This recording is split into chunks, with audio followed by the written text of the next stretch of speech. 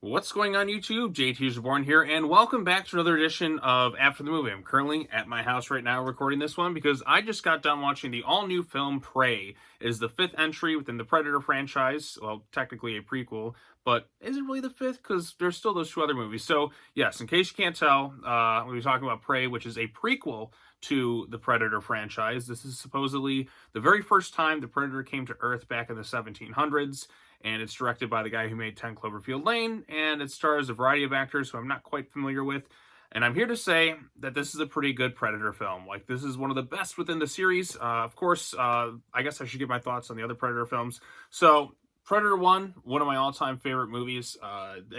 Actually, it's the first R-rated movie I ever saw. It's my favorite R-rated movie. I love everything about this thing. This is a perfect action, horror, whatever you want to call it. It's a 10 out of 10 movie. Like, I love the hell out of Predator 1. Predator 2, I think, is pretty underrated. I think it's very entertaining. Danny Glover's great in it. Gary Busey is a lot of fun as kind of like this antagonistic-esque, but kind of not antagonist type role.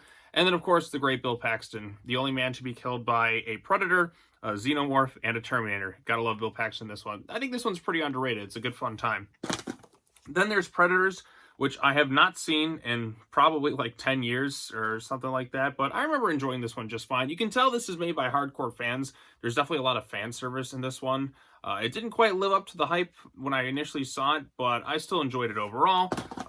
The Predator, I think I gave this a positive review when I initially saw it, but upon rewatching it, it's not amazing or anything like that. I know a lot of people absolutely despise this movie with every fiber of their beings, and I can understand why. I had some fun with it. It's got its problems for sure, but I don't think it's like a total disaster. Then, of course, we have Alien versus Predator, which I think is actually kind of fun.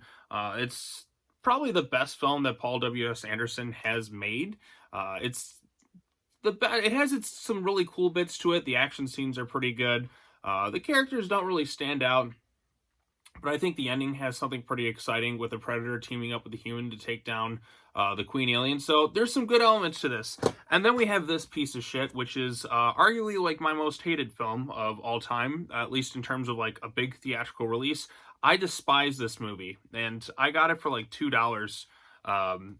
Even that's like too high of a price to pay for this piece of shit. Like, I despise AVP Requiem. It is atrocious. It is a disaster. It is the worst thing to come out of both franchises. I do not recommend anybody watch this movie. It is awful. But anyway, so those are my quick thoughts on the other Predator films. Now we're up to Prey. It's kind of tough for me to kind of rank this in terms of the series because, like I said, the first film is one of my top 5 favorite movies of all time. And I really like Predator 2. I think it's underrated. And I haven't watched Predators in quite a while, but Predators was kind of after, like, Predator 2 and 1. It doesn't, like, at least the last time I watched it.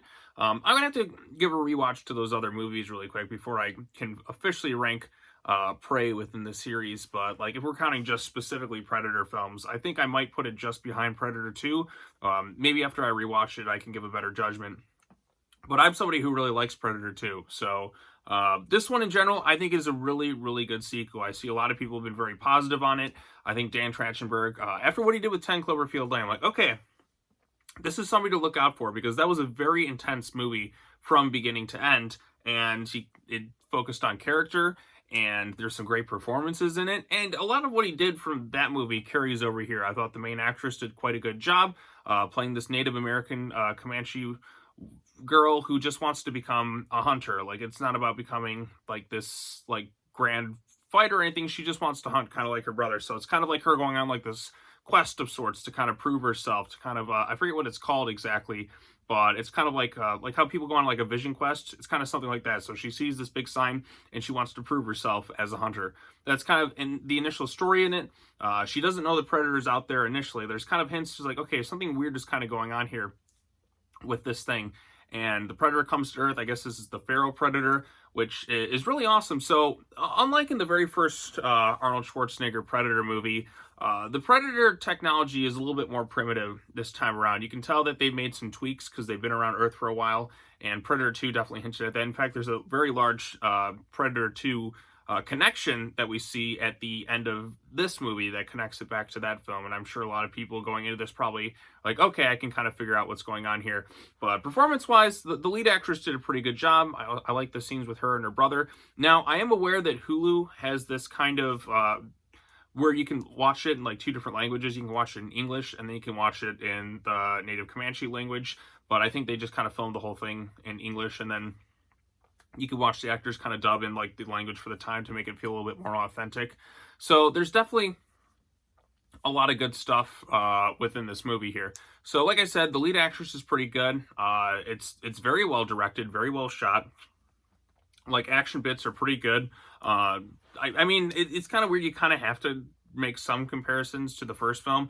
This doesn't hold a candle to the first film, in my opinion, but it's still quite a good thing. I mean, I like that this one does its own thing. In fact, they don't even reuse any of the Predator music. There's very few callbacks or, I guess, fan service bits within this movie. It really does try to do its best to stand on its own. And the lead character is definitely very different from what we've seen in the series. She's not perfect. I know some people are going to go into this thing thinking, she's a Mary Sue, she can't do it. No, she clearly goes through a lot of struggles, and she kind of has to use her intelligence to kind of think things through and figure it out. So, like, she definitely, like, fails pretty much a lot of the movie until, like, she kind of, like, uses her quick witting skills and kind of, like, has to think things through. So, because like I said, the Predator that you see, like, in the or the Oucha, as they call him, I believe, that you see in like the first film with Arnold Schwarzenegger, that's part of a species that's been hunting on Earth for like hundreds of years at this point.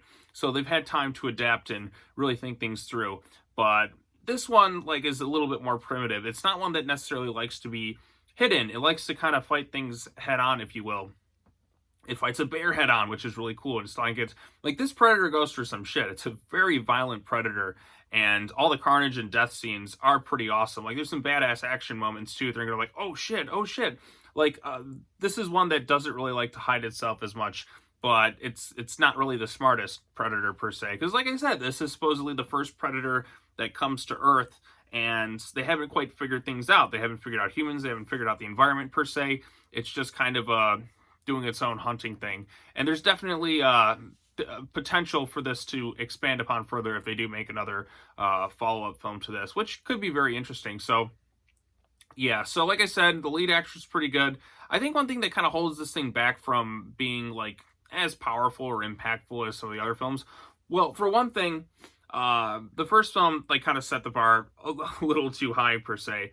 The cast in that movie is just larger than life. The characters all stand out quite well. In here, you really only have the main actress, and then I guess there's her brother, but then everyone else is just kind of like, none of them really stand out so much, at least compared to like what we saw in the very first Predator film, or even something like Predator 2 or Predators. Like, those are larger than life characters, I felt like. And here you just have the main girl, and then there's her brother who she has a good bond with, but it doesn't quite like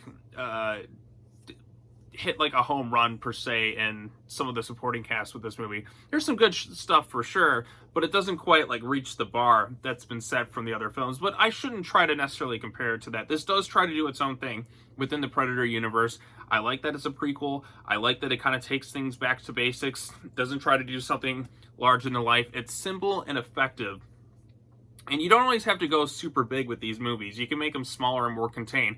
I've kind of found myself more recently becoming a little bit more like interested in stories, not trying to do the big universe, like end of the world type thing, but something more small, focused, and contained. I feel like those to me are some of the most effective movies I've seen as of late. So yeah, there's some good action bits here. The Predator is a badass.